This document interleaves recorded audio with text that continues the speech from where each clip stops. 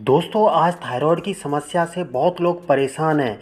हालांकि थायराइड को नियंत्रित करना बहुत मुश्किल नहीं है, लेकिन आप केवल अपने डाइट प्लान में परिवर्तन लाकर थायराइड के स्तर को सामान्य नहीं बना सकते हैं।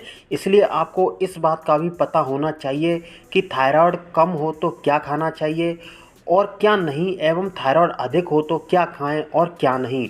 देखिए, बहुत से कारण होते हैं जिन कारणों की वजह से थायराइड जैसी गंभीर बीमारी का शिकार आप हो जाते हैं। तो इस वीडियो में आपको ऐसे 10 कारणों के बारे में बताऊंगा जिससे थायराइड रोग का शिकार हो जाते हैं आम जनमानस। थायराइड हार्मोन शरीर की एक कोशिका के कार्य को प्रभावित करती है। तो देखिए, ये होता क्या है कि थायराइड गर्दन के निचले हिस्से के बीच में तितली के आकार की होती है और थायराइड हार्मोन शरीर की हर एक कोशिका के कार्य को प्रभावित करती है। यानी कि आपके माइंड, हाथ, पैर, जो आपका गला होता है ना, यहाँ पर तितली के आकार की एक ग्रंथि होती है, एक हार्मोन होता है। अगर वो ज़्यादा मात्रा में रिलीज हो जाता है तो आपको थायराइड जैसी बीमारी हो जाती है। तो अब देखिए, मैं आपको बता दूं कि थायराइड एक छोटी सी ग्रंथि होती है जो शरीर के मेटाबॉलिज्म को नियंत्रित करती है। हम जो भी खाते हैं, ये ग्रंथि उस भोजन को ऊर्जा में बदलने का काम करती है।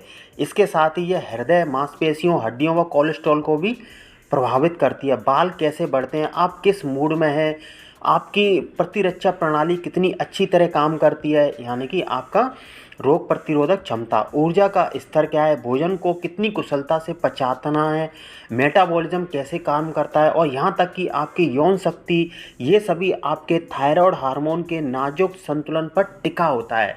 यही हार्मोन, जो थायराइड हार्मोन होता है, जो इनबैलेंस हो जाता है तब आपको थायराइड हो जाता है। यही कारण है कि जब आपका थायराइड सही तरीके से काम नहीं कर रहा है तो आपको कई ऐसे लक्षण नज़र आ सकते हैं। थायराइड की समस्या के कई कारण हैं, जैसे कि ऑटो इम्यून थायराइड प्रॉब्लम या लो T3 सिंड्रोम, और जब आपका शरीर निष्क्रिय T4 हार्मोन को सक्रिय प्रयोग करने योग्य T3 रूप में परिवर्तित नहीं कर रहा है। थायराइड जीवन शैली में बदलाव के लिए अच्छी तरह से प्रक्रिया करता है। इसलिए थायराइड रोग के 10 कारणों पर आपको ध्यान देने की ज़रूरत है, और अगर आपको अपनी परेशानी को दूर करना है और अपने स्वास्थ्य पर सकारात्मक प्रभाव डालना है तो इन कारणों को आपको ज़रूर अपनाना होगा। अब देखिए, जो लोग धूम्रपान ज़्यादा करते हैं, स्मोकिंग ज़्यादा करते हैं, क्योंकि देखिए धूम्रपान वैसे तो स्वास्थ्य के लिए अच्छा नहीं होता है। जिन लोगों में आनुवांशिक रूप से थायराइड की समस्या होती है उनके लिए तो यह बहुत खतरनाक है।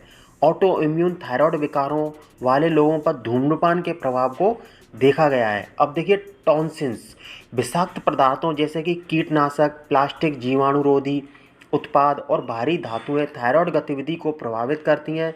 वे ऑटो इम्यून डिसीज भी ट्रिगर करती हैं। ग्लूटेन, यह प्रोटीन गेहूं, राई, जई, जौ में पाया जाता है और थायराइड की समस्या वाले कई लोगों के लिए एक मुद्दा है। यह इस अनाज से बनी चीज़ों में भी यह ग्लूटेन मौजूद होता है, जैसे रवा, सूजी, दलिया, सेवइयाँ, पास्ता और मैदा गेहूं से बने उत्पाद। हार्मोन का असंतुलन, आपके हार्मोन सभी जुड़े हुए हैं और किसी भी हार्मोन का उत्पादन करने वाले एक एंडोक्राइन ग्रंथि में शिथिलता से होने वाला प्रभाव आपके थायराइड को नकारात्मक रूप से प्रभावित कर सकता है। कम एस्ट्रोजन, इंसुलिन रेजिस्टेंस और कम टेस्टोस्टेरोन सभी थायराइड फंक्शंस को बाधित करते हैं। आयोडीन की अधिकता हो जाना या कमी हो जाना, थायराइड हार्मोन के उत्पादन के लिए आयोडीन की ज़रूरत होती है, लेकिन आयोडीन की अधिकता या इसकी कमी थायराइड रोग पैदा करती है। अब है viral infection, Epstein Barr virus, EBV जैसे वायरस की निम्न श्रेणी की प्रक्रियाएं ऑटो इम्यून थायराइड समस्याओं जैसे हाशीमोटो से जुड़ी हुई हैं। लो सेलेनियम, सेलेनियम आपके लिवर में T4 को T3 में बदलने के लिए आवश्यक है।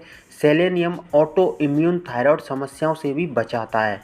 अब है विटामिन ए की कमी, विटामिन ए की कमी आपके थायराइड के लिए परेशानी पैदा कर सकती है, क्योंकि यह वसा में घुलनशील विटामिन T3 के स्तर को बढ़ावा देने और TSH को सामान्य करने के लिए दिखाया गया है।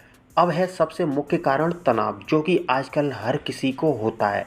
तनाव हर तरह से आपके साथ खिलवाड़ कर सकता है और थायराइड फंक्शन बिगड़ने के सबसे बड़े कारणों में से एक है। कई लोगों को महसूस हो जाता है कि थायराइड की समस्या उनके जीवन में तनावपूर्ण समय के बाद शुरू हुई थी। तो जिन लोगों को तनाव, विटामिन ए की कमी, लो सेलेनियम, वायरल इन्फेक्शन हो जाता है, आयोडीन की कमी हो जाती है या अधिकता हो जाती है, हार्मोन में संतुलन हो जाता है, टॉक्सिन्स बॉडी में चले जाते हैं, स्मोकिंग ज़्यादा करते हैं और एल्कोहलिक ज़्यादा करते हैं और ज़्यादा चिकनाहट जैसे फास्ट फूड ज़्यादा खाते हैं, तो बॉडी में टॉन्सिल्स की अधिकता ज़्यादा हो जाती है। तो इन सभी कारणों की वजह से बॉडी में थायराइड का असंतुलन हो जाता है और थायराइड जैसी परेशानी शरीर को घेर लेती हैं।